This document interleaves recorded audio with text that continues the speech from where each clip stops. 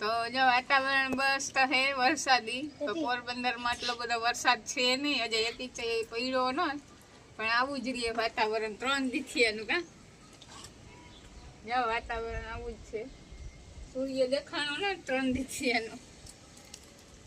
અને જો અમારા છોકરાઓ બધા અહીંયા આવો, આજે રવિવાર છે ને, રજા છે ને, અમારા રુદ્ર ફ્રેન્ડ બધા સર્કલ રુદ્ર ફ્રેન્ડ સર્કલ ના હતા. રુદ્ર બેન હે અને આ ફ્રેન્ડ એ આજ રમવા આવ્યા અટાણે અમારા ઘરે ને ક્રિકેટ રમે છે અટાણે છોકરાઓ ટાઈમ પાસ. કા રવિવાર તો કાઢવું ને, એટલે ટ્યુશન ને સ્કૂલ બંધ, એટલે રમવાનું જ આખો દી.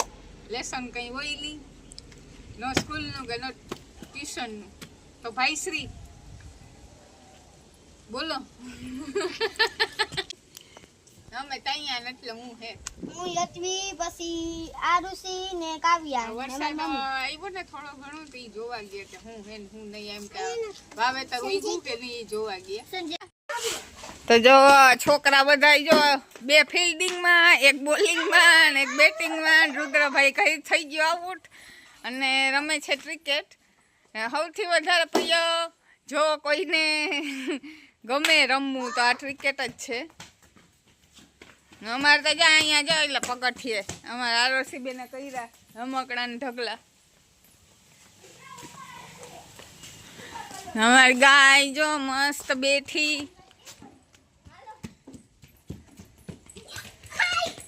અને અમારા નંદુભાઈ ડેટ થઈ ગયું. નંદુભાઈ નથી.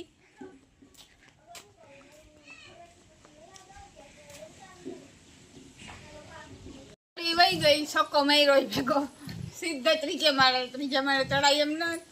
હવે કોઈ આતોક આવે આનો રુદ્રનો એટલે ચડીએ અને પછી કાઠીએ દડી. અને હવે ગેમ તો બદલાવી પડશે, દડો વયો ગયો એટલે હવે રમે થપોજા બધાય.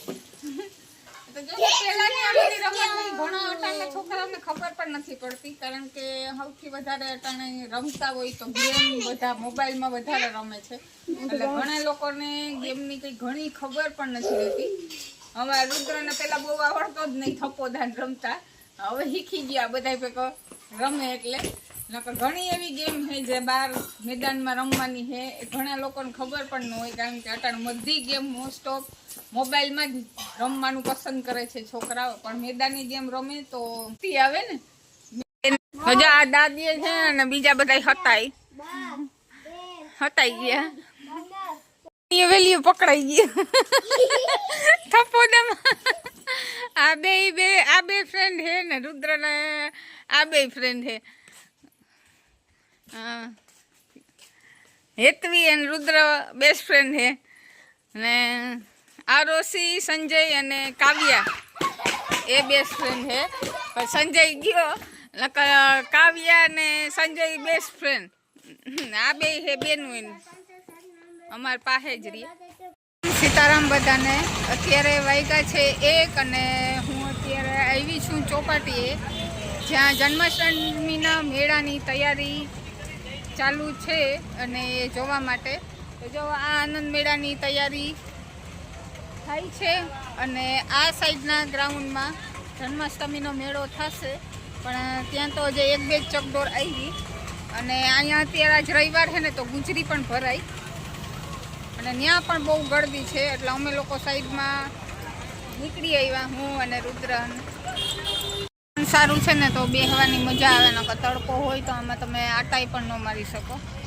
અને ગરમી છે અને પોરબંદરમાં વરસાદ છે જ નહીં અને ગરમી એવી સારી એવી છે, પણ સૂર્ય નથી દેખાતો. આવી રીતના જ રહીએ વાતાવરણ. અને અત્યારે 1 વાગ્યો છતાંય પણ વાંધો નથી આવતો, આટા મારી શકીએ આપણે, નકર તો નીકળી પણ ન શકીએ. અને અમે લોકો તો સ્પેશિયલ જન્માષ્ટમીનો જે મેળો છે તે જોવા માટે અમે આવ્યા હતા, પણ એને તો ઇન્સ્ટાગ્રામમાં મેં જોયું હતું. મને એમ કે કદાચ ચકડોરું પણ બંધાઈ ગઈ, પણ એવું છે નહીં. ખાલી 1-2 અહીંયા મૂકેલી જ છે એ ગ્રાઉન્ડમાં. અને આનંદ મેળો છે એ હવે ચાલુ થઈ જશે, એ લગભગ 8 દી વહેલો જ થાય ચાલુ. અને એની તૈયારી પૂરેપૂરી થઈ ગઈ, ચાલુ થવાની છે. એટલું જ છે. અને એ પણ લોકમેળો પૂરો થઈ જાય છતાંય પણ આ રીએ મહિનો દિવસનો હોય જ અને હર વખતે હોય. તો અત્યારે વાગ્યા છે 8 અને અમે લોકો આવ્યા છે સેફ્રોનમાં જમવા, હું ને અને રુદ્ર. આ છે પોરબંદરની પ્રખ્યાત રેસ્ટોરન્ટ. ત્યાં બધું મળે, પંજાબી, ચાઇનીઝ, ગુજરાતી બધું મળે. અને બહુ જ પબ્લિક હોય એટલે વહેલું આવવું પડે, નકર અહીંયા વેઇટિંગ હોય. અને આજે સન્ડે છે એટલે લગભગ બધા પોરબંદરની પબ્લિક પણ આટા મારી, ચોપાટી અને ખાવાનું બહાર જ રાખે છે. તો લગભગ જગ્યાએ ગળદી તો હોય જ પોરબંદરમાં, ચાહે રેકડી હોય કે રેસ્ટોરન્ટ. અને તો જો અમે લોકોએ આજે સન્ડે સારો એવો એન્જોય કર્યો. અને સવારના ચોપાટી ગયા હતા અને અત્યારે જમી અને પછી હવે જાઉં ઘરે. અત્યારે સ્પેશિયલ જમવા માટે જ અહીંયા આવ્યા.